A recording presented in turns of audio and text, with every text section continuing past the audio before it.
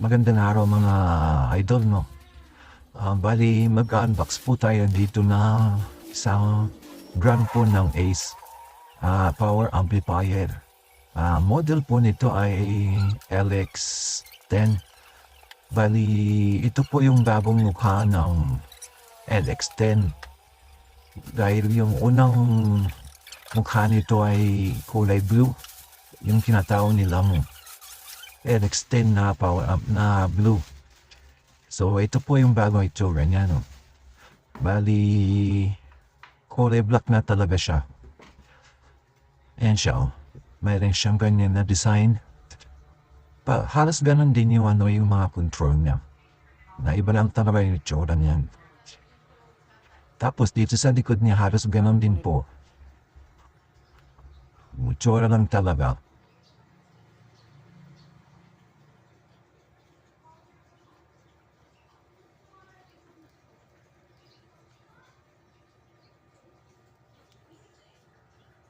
So, bubuksan din po natin ito, no?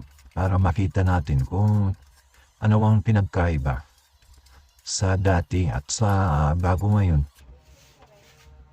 Buksan muna natin ito.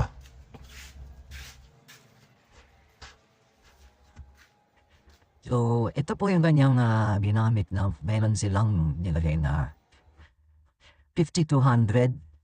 Siyempre, yung kapares po niya na ay 1943. So, yan, magkabilaan.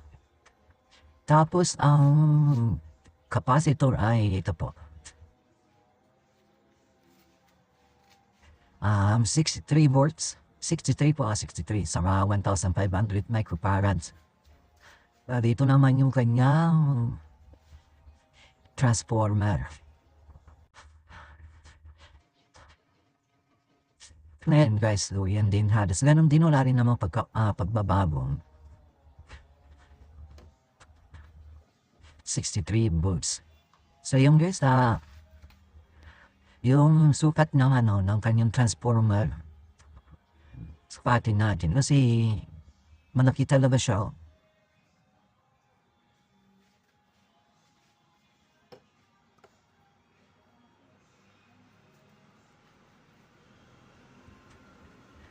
Ito pala yung kanyang relay. Bali, by channel. Mayroon siyang relay.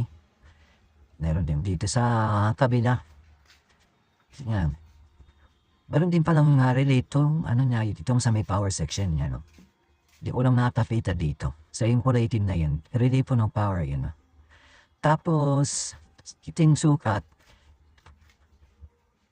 Bali, 6 inches yung nilapad. Tapos yung taas niya halos 3 inch, may bit, and okay, so mag-test tayo.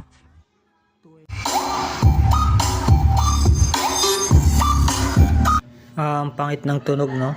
Bali, magdadagdag tayo ng speaker. Medyo bitin yung ating amplifier. Dagdag tayo.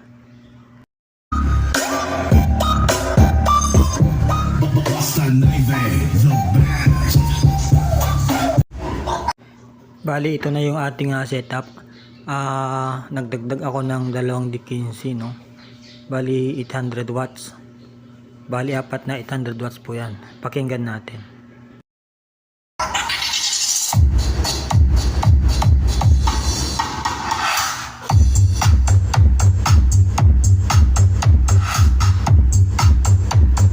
So, ayan yung the best na setup niya, no? Apat na D15 na 800 watts. The best.